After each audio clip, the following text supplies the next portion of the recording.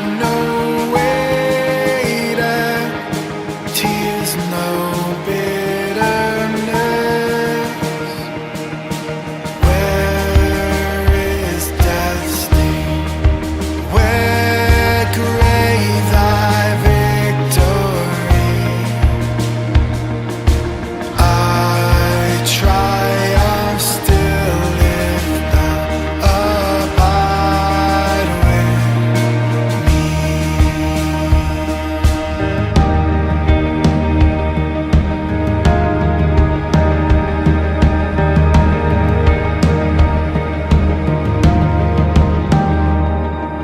Hold thou thy cross before my closing eyes.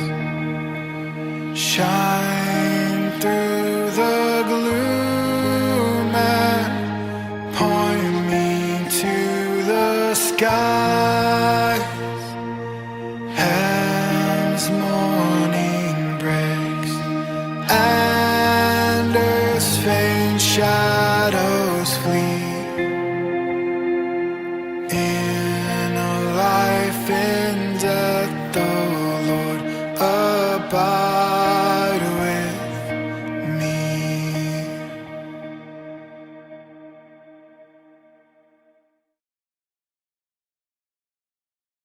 Hello po, good morning po. Welcome pong muli sa ating prayer covenant ngayong umaga.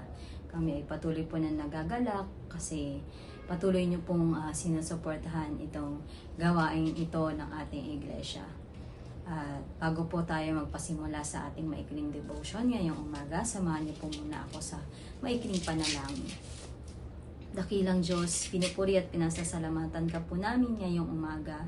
Salamat po sa patuloy na kalakasan, patuloy na biyaya na pinagkakaloob mo po sa bawat isa sa amin. Lord God, sa umaga pong ito, hinihiling po namin na samahan mo kami sa pagbubulay-bulay ng iyong mga salita. At nawa Panginoon, ang boses mo ay marinig namin at ang presensya mo ang sumama sa amin ngayong umaga. Ito lamang po aming dalangin sa pangalan ni Jesus na aming tagapagligtas. Amen. So, ang ating pong scripture ngayong umaga ay matatagpuan sa 1 Thessalonians 3:9-13. At sabayan niyo po akong basahin ito sa Magandang Balita Biblia. Paano kaya namin mapapasalamatan ng sapat ang Diyos? Dahil sa kagalakang natamo namin dahil sa inyo. Mataimtim naming idinadalangin araw, gabi na kayo'y muli naming makita at mapunuan ang anumang kakulangan sa inyong pananampalataya. Loobin nawa ng ating Diyos Ama at ng ating Panginoong Hesukristo na makapunta kami dyan sa inyo.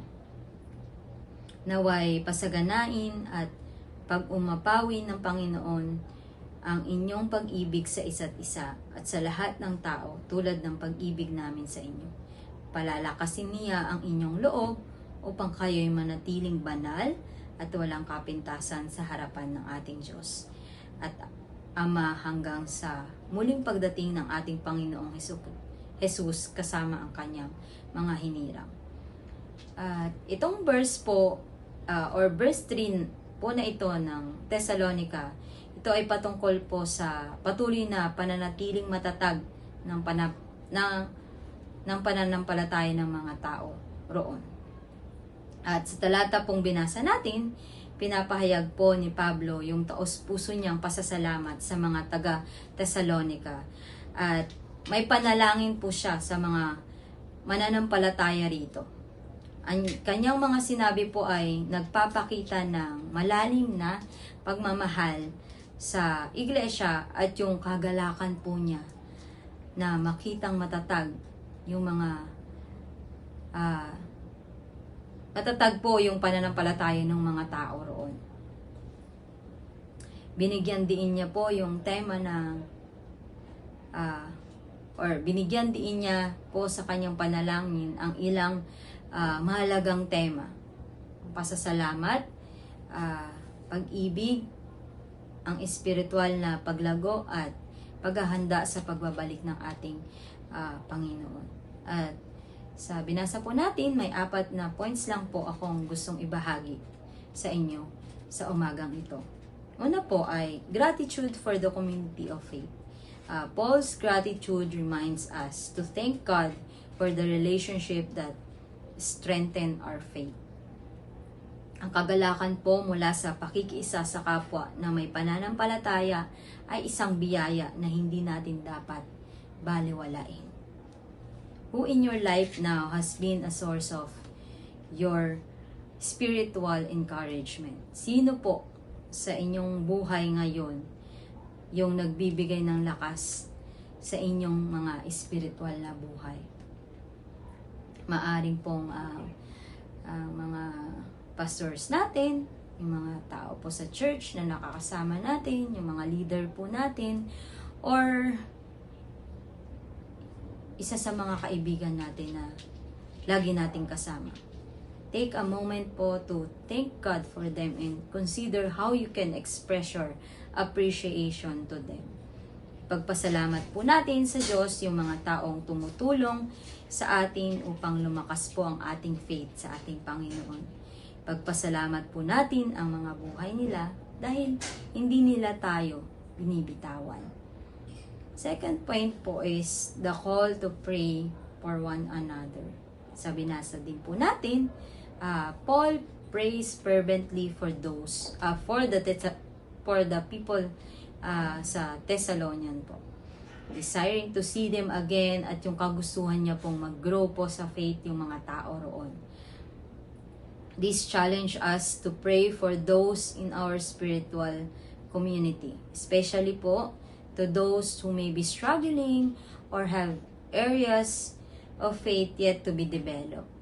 Ang panalangin po ay hindi lamang isang tungkulin, kundi isang pagpapakita ng gawa ng pagmamahal na nagpapalakas po sa ugnayan po natin sa isa't isa.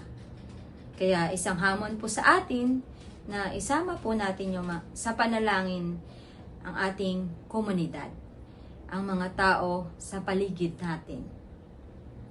Isama po natin sila sa panalangin palagi, katulad po ng ginawa ni Pablo sa mga taga-Thessalonica. And thirdly po is the overflowing love. Isa po sa prayer ni Paul para sa mga taga-Thessalonica ay yung pasaganain po ng Panginoon yung pag-ibig nila sa isa't isa. Hiniling niya po ito sa lahat, hindi lang po sa isang grupo, kundi sa lahat po ng tao na naroon. This overflowing love reflects God's love. Boundless po, walang hanggan at walang pinipili. Ang tanong po sa atin ngayon at challenge po is, are we allowing God to expand our capacity to love? Not just who are easy to love, but everyone, even po yung mga mahirap pakitunguhan at mahirap mahalin. And lastly po, holiness and preparedness for Christ's return. Yung ultimate desire po ni Paul para sa mga Thessalonians would be blameless and holy. Kapag dumating po ang pagbabalik ni Jesus. Holiness is a process of being set apart for God's purposes, or shaped by His love and grace. As we live in anticipation of Christ's return, tayo po ay tinatawagan na mamuhay po ng may integridad at katapatan. Umasa po tayo sa ating Diyos na palalakasin niya tayo at ang ating mga puso upang sa pagdating niya, prepared po tayong lahat. And as I end po, ito pong sa talata pong binasa natin, inahamon po tayo na ipahayag po natin yung pasasalamat natin sa mga taong nag-i-inspire po sa ating pananampalataya. Or tumutulong po sa atin upang tayo ay lumugo sa ating mga spiritual na buhay. Say thank you to them sa paggamit ng Panginoon sa kanilang mga buhay para tayo ay lumago. Para po lumago ang ating relationship sa ating Panginoon. Maglaan po tayo ng oras na ipanalangin ating komunidad, or kung may mga kakilala po tayo na kailangan ipanalangin, kailangan ng panalangin po natin sila. At ipakita din po natin yung pag-ibig ng Diyos sa iba't ibang paraan. Maging mabuting tao, maging mabuti po tayo sa ibang tao, maging matulungin po tayo sa kanila, maging mapagpasalamat, makita po yung pagiging maunawain natin, or sa lahat po ng paraan na makikita po sa atin yung pagmamahal ng ating Panginoon. At lastly po, hilingin po natin sa Diyos na patatagin niya pa lalo ang ating pananampalataya. Patatagin niya pa lalo yung mga puso natin, at gabayan pa niya tayo sa lahat ng hakbangin na ating lalakbayin patungo sa kanyang kabanalan. At dito po nagtatapos yung maikling devotion natin. Sana po ay may natutunan tayo ngayong umaga. Tayo po ay manalangin. Dakilang Diyos, Ama naming nasa langit, salamat po sa biyaya ng pakikiisa sa mga kapwa mananampalataya namin, at sa kagalakang dulot nito sa aming mga puso. Tulungan mo po kami na maging lakas ng loob sa iba, na itaas sila sa panalangin at pagmamahal.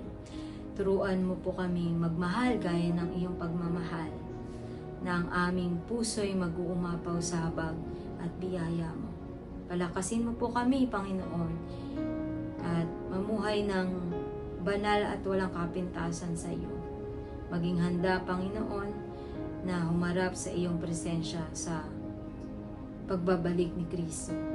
Dalangin ko din po sa bawat isa sa amin na nakikinig ngayon sa mga salita mo, na madala namin, Panginoon, sa araw-araw namin pamumuhay, ang bawat araw na naririnig namin ang iyong mga salita. Patuloy mo po kaming ingatan, at patuloy mong ibuhos ang pagpapala mo sa bawat isa sa amin, Panginoon, na naniniwala sa iyo. Ingatan mo kami, Panginoon, sa buong maghapon. Tulang mo po aming dalangin sa pangalan ni Jesus, na aming tagapagligtas. Amen.